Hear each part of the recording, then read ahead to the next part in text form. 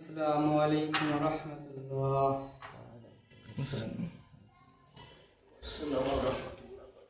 আল্লাহ তাআলার দরবারে লাখো কোটি শুকরিয়া জানাই।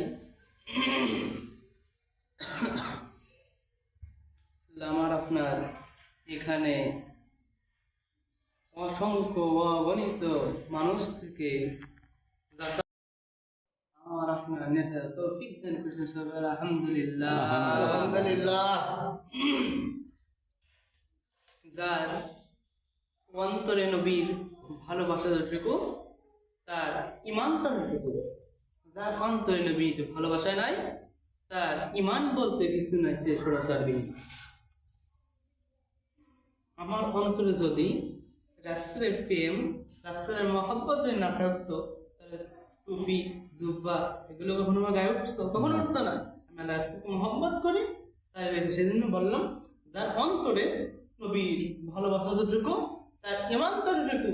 যার অন্তরে নবীর ভালোবাসা নাই তার ইমান বলতে কিছু নাই, সে সরাসরি। কাল কিয়ামতের দিন কিছু কিছু লোক আল্লাহর দিক থেকে থাকবেন এবং আল্লাহ তাদের দিক থেকে থাকবেন, সুবহানাল্লাহ। এবং কাল কিয়ামতের দিন 3 শ্রেণীর জন্য জান্নাত হারাম। কয় শ্রেণীর জন্য? 3। 1 নম্বর হলো আলাক ওয়ালিদাই, যারা মা বাবাকে কষ্ট দেয়। এখন সমাজে দেখবেন অনেক ছেলে আছে, অনেক মেয়ে আছে, কন্যা কিনে দিলে বাপ মার গালিগালাজ করে, বাপের গালিগালাজ দেয়। কেন? যদি আল্লাহ রাসূলের যদি ওর ভিতরে যে মহব্বত থাকতো, প্রেম থাকতো, তাহলে এই কাজ কখনো সম্ভব তার দ্বারা? কখনো সম্ভব না। 2 নম্বর দায়ুস, এমন নারী তার মেয়ে প্রেম করছে, অবৈধ সম্পর্ক করছে, মা মনে মনে করছে, ভাবছে মনে হয় আমার মেয়ে অন্য কোনো ছেলের সাথে পালাই গেলে আমার টাকা পেয়েছে না, ওই মা 70 বার হজ করে আসে, তাহলে হজ কখনো কবুল হবে না। ওই মেয়ে কি দায়ুস? ওই মেয়েটা কি দায়ুস। 3 নম্বর যে নারী, যে ছেলে নারীদের অনুসরণ করে, বা যে নারী ছেলেদের অনুসরণ। বর্তমান সমাজ দেখবেন যখন শহর ভিতরে ঢুকা হয়, ছেলেদের পান মেয়েরা পড়ে। ছেলেদের পান কারা পড়ে বলতে হবে? মেয়েরা পড়ে।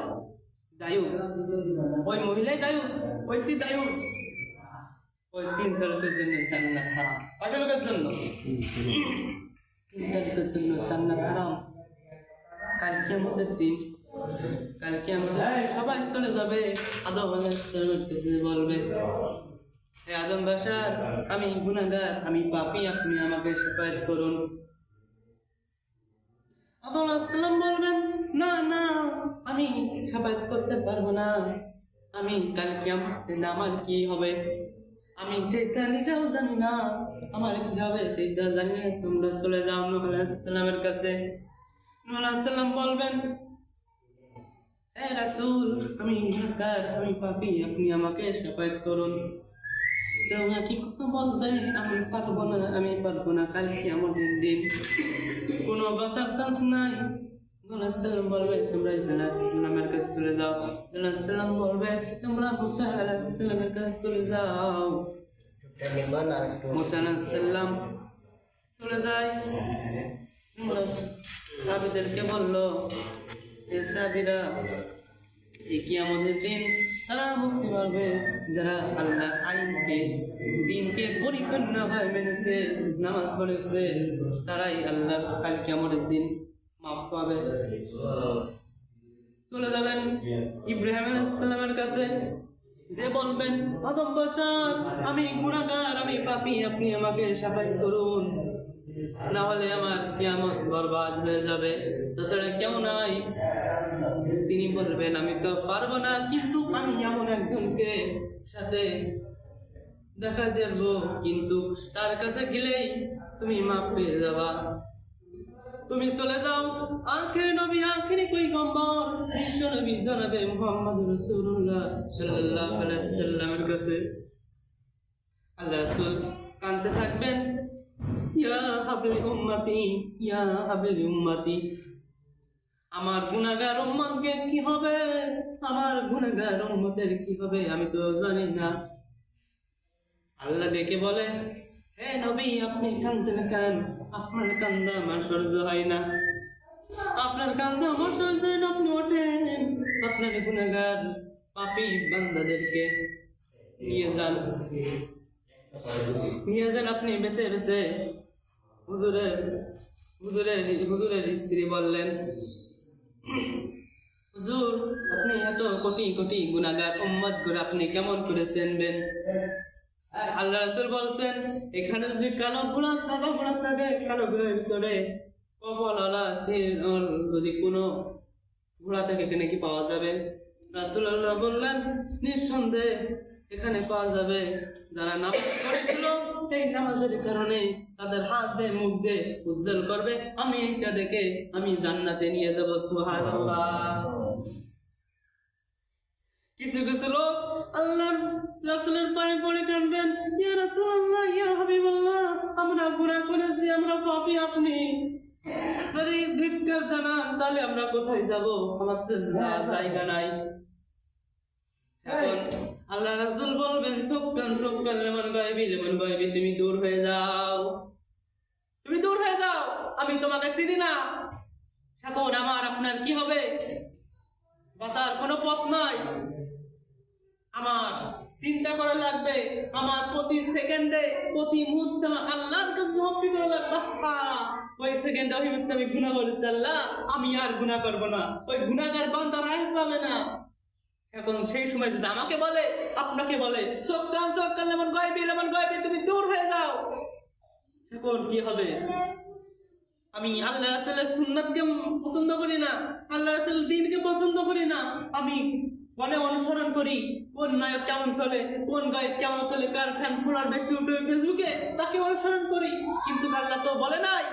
আল্লাহ বললেন, লাকাদ কানা লাকুম ফি রাসূলিল্লাহি উসওয়াতুন হাসানাহ, তোমাদের জন্য রয়েছে রাসূলের মধ্যে উত্তম আদর্শ। কাদের মধ্যে?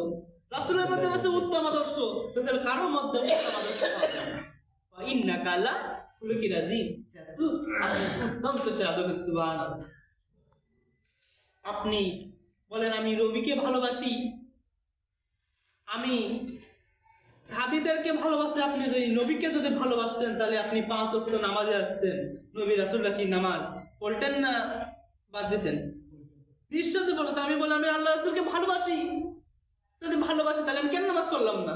দেখবেন যখন সমাজে খেলা হয়, ফুটবল খেলা হয়, টিম আর্জেন্টিনা, প্লেয়ার চিনা লাগে না, ওর প্লেয়ার যেমন চলে, চুল কাটে যেমন, দাড়ি রাখে যেমন, ড্রেস পরে যেমন, সেম ওই কায়দায়, কারণ আমি ওকে আমি ভালোবাসি, এই তো ভালোবাসা। আর আমি বলি আমি আল্লাহ রাসূলকে ভালোবাসি, আমি যদি আল্লাহ রাসূলকে ভালোবাসতাম তাহলে মসজিদে আসতাম, লেট হতো না আমাদের, আজান দেওয়ার সাথে চলে আসতাম। ঠিক, আমি আজান দেওয়ার সাথে চলে আসতাম, কিন্তু আমি আসি না। আপনি মনে করছেন আমার 5 তলায় বিল্ডিং আছে, 10 তলায় বিল্ডিং আছে, কাল কিয়ামতের দিন আমি রায় পাবো না? কোশ্চেন কালে আপনি রায় পাবেন নাই, আপনার রাসূল ছাড়া কেউ রায় পাবেন না। আল্লাহ রাসূল বাসে বলছেন, আহলে ভাই তোমরা শোনো, আমাদের কাছে এমন এক আয়াত নাজির হলে যে কাল কিয়ামতের দিন আমি মুহাম্মদ, আমার সাথে আল্লাহ কেমন ব্যবহার করবে আমি এটা জানি না। হাসান হুসাইন সাবধান, তোমার আমলকে তৈরি করো, আমল ছাড়া কেউ কারো চিনবে না। সেজন্য সেখানে কি লাগবে? আমল লাগবে, আমল ছাড়া কখনো আর সম্ভব নয়। যখন মা ফাতেমা ইন্তেকাল হবেন, তখন তার স্বামীকে ডেকে বললেন, স্বামী আমি তো অনেক পর্দা করতাম, আমি অনেক খাস পর্দায় চলতাম, মানুষের সামনে যেতাম না, আমি যদি মারা যাই তাহলে কিছু সংখ্যক লোক তাতে আধারে আমার জানাজা দেবেন। হযরত মা ফাতেমা জোহরা, হযরত মা ফাতেমা মারা গেলেন। হযরত আবু যর গিফারি কবরের কাছে যা বললেন, এ কবর তুই কি জানিস তোর মুখে এখন কে শোবে? তুই জানিস না? কবর কথা বলে না। দ্বিতীয়বার বলে, হাসান হুসাইনের মা, নবীর মেয়ে আসবে, সাবধান সাবধান, কোনো বিয়াদবি করবে না। দ্বিতীয়বার কথা বলে না, তৃতীয়বার চিৎকার দিয়ে বলে, হ্যাঁ কবর তুই শুনিস না আমি তো কি বলি, তোর বুকে এখন জান্নাতের মেহমান আসবে, খবরদার খবরদার তোরা বিয়াদবি করবি না। কবরের কণ্ঠে, কবর মানুষের কণ্ঠে বললে, আমি ইমাম হুসেনকে চিনি না, আমি মোহাম্মদকে চিনি না, আমি মা ফাতেমাকে চিনি না, আমল যদি ভালো হয় তাহলে জান্নাতের বিছানা বিছিয়ে দেবো, আর আমল যদি খারাপ হয় তাহলে এমন চাপ দেবো হাড়গুলো কটকট করে ভেঙে যাবে। আহা, আমার বাঁচার কোনো চান্স আছে? সেই রাসূল, সেই নবীর মেয়ে যদি এই অবস্থা, তাহলে আমার আপনার কি অবস্থা? বাহা, কোথায় চলছে আমরা? কোনো উপায় নেই, আপনার কোনো উপায় নেই। কাল কিয়ামতের দিন, সেদিন কিয়ামত তাদের জিহ্বা, তাদের হাত, তাদের পা, সমস্ত কিছু পতঙ্গগুলো সাক্ষী দেবে, কোনো ভালো চান্স নাই। এই সাক্ষী দেবে আমার হাত, সাক্ষী দেবে আল্লাহ আমি ঘুষ খেতে যাইনি অফিসে আদালতে, কিন্তু জোর করে লিখা আছে, এই সব সাক্ষী দেবে আল্লাহ আমি খারাপ দিক কাটাতে চাই নাই, কিন্তু জোর করে নিয়ে গেছে। এই বাস সাক্ষী দেবে আল্লাহ আমি বেলাই চলতে চাই না, খারাপ জায়গায় রাখতে চাই না, কিন্তু আমার জোর করে নিয়ে গেছে, কোনো বাঁচার পথ নাই। আমার আপন কেউ নয়, আমার আপন খালি দয়াল নবী, বিশ্ব নবী জনাবে মুহাম্মদুর রাসূলুল্লাহ সাল্লাল্লাহু আলাইহি ওয়াসাল্লাম। ভেবে দেখি সবে মিশে, ভেবে দেখি সবে মিশে, মিশে মায়ার দুনিয়ায় আমার আপন বলতে কেহ নাই জগতে, আমার দয়াল নবী বিনে কই আমার আপন বলতে কেহ নাই জগতে। ভেবে দেখি সবে মিশে, ভেবে দেখি সবে মিশে, মিশে মায়ার দুনিয়ায় আমার আপন বলতে কেহ নাই জগতে, আমার আপন বলতে কেহ নাই জগতে।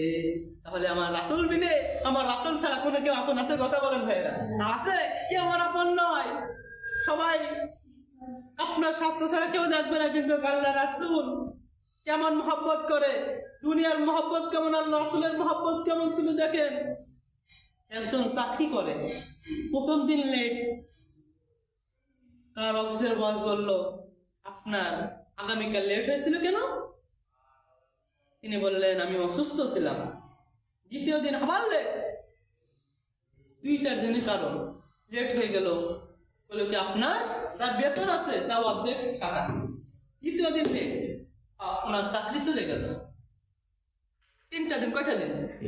সামান্য 3টা দিনের জন্য আপনার চাকরি চলে গেল। যা যে কামাই করেন, যা যে পথে ইনকাম করে, আপনার সেই পথে বন্ধ হয়ে গেল।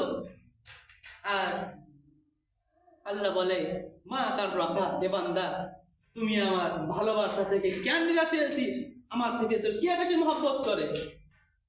আমরা কোনো সপ্তাহ নামাজ পড়ি না, শুক্রবারে আগেও করি না, পরেও করি না। ইমাম সাহেব 2 রাকাত পড়ায়, সেই 2 রাকাত মাধ্যমে পরে আমরা চলে যাই। কিন্তু কোনোদিন কোনো ইমাম কি কোনো মুয়াজ্জিন কি বলে, ভাই আপনি এতদিন আসছেন না, আপনি 2 দিন সপ্তাহ আসেন নাই, আপনি চলে যান? কোনো ইমাম বলবে না। তাহলে আল্লাহ দেখেন কত মহব্বত করে, ভয় করে। আমার নাম, আপনার নাম, সেই রাসূল ফেরেশতারা যাব, আপনার রাসূল নিজে, আপনার আমার নাম, গুনাহগারের নাম, আল্লাহ রাসূল নিজে নাম পড়বেন, সুবহানাল্লাহ সুবহানাল্লাহ। আল্লাহ রাসূল বলবে, আমি কি অপরাধ করেছি, কেন নামাজ পড়লি না? আল্লাহ, এই নাফরমান নাস্তিক কি আমার অপরাধ করেছে আল্লাহ, আপনি মাফ করে দেন না। আমার নাম, আপনার নাম, সেই রাসূল বলছেন, এই ভিক দেখাবেন। বান্দা দেখ আমি তোদের জন্য কি অত্যাচারিত হয়েছি, তাই মার খেয়েছি কিন্তু তোকে ভুলি নাই। তুই কেন নামাজ পড়িস না? মা কর রাখবেন কারিম, হে বান্দা তুই আমার ভালোবাসতে কেন নিয়ে আসিস? কি তোকে বেশি মহব্বত করে আমার থেকে? সকাল হয়েছে, তো রোজি চোখ খুলিয়েছি খাবার কামাই করার জন্য, আমি সব করে দিয়েছি, কেন আমার নাফরমানি করলি? এই জমিন আল্লাহর কাছে 7 বার আল্লাহ, আপনি একবার অনুমতি দেন এই নাফরমানে, যে এত নাস্তিক আছে, এমন একটা পাড়া দেবো একবারে সব ধ্বংস হয়ে যাবে। আল্লাহ তখন বলে, আমি তো তার নিজের হাতে বানিয়েছি, আমি তো তাকে সব করেছি। সকালে নাই দুপুরে, দুপুরে নাই বিকেলে, বিকেলে নাই সন্ধে, সন্ধে নাই রাত্রিরে, একবেলা তো আসবে। ওই নাফরমানের কিছু করিস না, আমি অনেক মায়া করে দয়া করে ভালোবেসে বানিয়েছি, আমি অনেক ভালোবেসে বানিয়েছি ওকে। নাফরমানের কিছু করিস না। দেখেন সাবিরা কেমন আর আমি কেমন তওবা করি। একদিন এক সাবি আল্লাহ রাসূলকে যে বলছে, আল্লাহ রাসূল আমি জিনা করেছি। আল্লাহ রাসূল সাথে সাথে মুখ ফিরে নিলেন। দ্বিতীয়বার বলে, আল্লাহ রাসূল আমি জিনা করে ফেলেছি। তৃতীয়বার আমার মুখ ফিরে নিল। তৃতীয়বার বললেন, আল্লাহ রাসূল আমি জিনা করে, আপনি যদি মুখ ফিরে নেন তাহলে আমার কেমন বরবাদ হয়ে যাবে। আল্লাহ রাসূল বলছেন, এ সাবি দেখো তো এই লোকটা, এই সাবি সত্যি কি জিনা করেছে? হুসনে হলো, সত্যি জিনা করেছে। সাবিকে বলল, সাবি তোমরা গর্ত খনন করো, গর্ত খনন করলো। সাবি ওকে এক জায়গায় এক ফোঁটা এক সাবির গায়ে রক্ত লাগছে। তাই সেই সাবি এক নাফরমানে রক্ত লাগছে। আল্লাহ রাসূল দেখে ফেললেন, এ সাবি তুমি কি বললা? ও নাফরমান, ও নিজে অন্যায় করছে, নিজে পাপ করছে। সেই পাপ অন্যায় মিটানোর জন্য খাস তওবা করছে। এখন আল্লাহ রাসূল বলছেন, দুনিয়ায় যত কাফের মুদ্দাত আছে, এই নাফরমান কাফের ইহুদি নাসারা এই তওবা যদি বন্টন করে পানির সাথে গিলে দেওয়া হয়, তাহলে যত নাফরমান মুদ্দাত আছে আমি আল্লাহ সকল গুনাহ মাফ করে সুবহানাল্লাহ। তাহলে দেখেন তারা কেমন তওবা করে আর আমি কেমন তওবা করি। আমি তওবা করে আল্লাহ আজ থেকে জীবনে আর নামাজ কাজা যাবে না, কিন্তু এই মসজিদে করলাম, বাইরে গেলাম যাতে, তাহলে কেমন তওবা করলো। আমার সাবিদের কাছে শিক্ষা নিতে হবে, আল্লাহ রাসূল কেমন ভাবে দিন কায়েম করছে, আল্লাহ রাসূল কেমন ভাবে চলছে, আল্লাহ রাসূল কেমন চলছে, সমাজে কেমন চলছে আল্লাহ রাসূল। রাসূলের মধ্যে উত্তম আদর্শ, কোনো বাঁচার কোনো চান্স নাই কিয়ামতের দিন। রাসূল বিনে কোনো সুপারিশ করার কেউ সাহস পাবে না। আপনার আপন কেউ নাই আল্লাহ রাসূল ছাড়া। আপনার কুরআন সাক্ষী দেব আল্লাহ, ওই ছেলেটা আমাকে পড়েছে, ও আমার দিন কায়েম করতে গিয়েছিল, ও আন্দোলন করেছে, ও কুরআন দিয়ে দেশ চালাতে চেয়েছে, কুরআনের রাজ কায়েম করতে চেয়েছে। আল্লাহ তুমি কে জান্নাত দাও।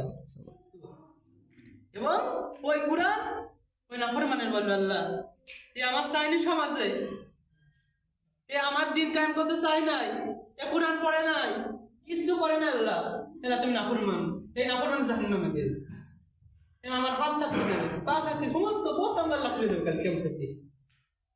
কোনো বাঁচার কোনো চান্স নেই। ওর নাম ধরে আল্লাহকে ডাকবো, আল্লাহ আমার নাফরমান, আমরা গুনাহ করতে করতে পাহাড় সমান করে ফেলেছি, আপনি আমার গুনাহ কথা মাফ করে দেবেন না? অনেক গুনাহ করেছি। ও দয়াল আল্লাহ রে, আমি কোন নাম ধইরা ডাকিব তোমায়। ও দয়াল মাওলা রে, আমি কোন নাম ধইরা ডাকিব তোমায়। ও দয়াল আল্লাহ রে, আমি কোন নাম ধইরা ডাকিব তোমায়। আগুন হইল ফুল বাগিচা, আগুন হইল ফুল বাগিচা, পশম নাহি না চলে, পশম নাহি না চলে, আমি কোন নাম ধইরা রাখিব তোমায়। ও দয়াল মাওলা রে, আমি কোন নাম ধইরা ডাকিব তোমায়। আমার কেমন করে সেই কিয়ামতের দিন আমার আল্লাহ ছাড়া রাসূল ছাড়া কেউ কোনো আপন নয়। আপনি মনে করছেন আমার 5 তলা বিল্ডিং না করতে পারলে, বাড়ি না করতে পারলে আমার জীবন বৃথা? না, আমার রাসূলকে যদি না পাই আমার জীবন বৃথা।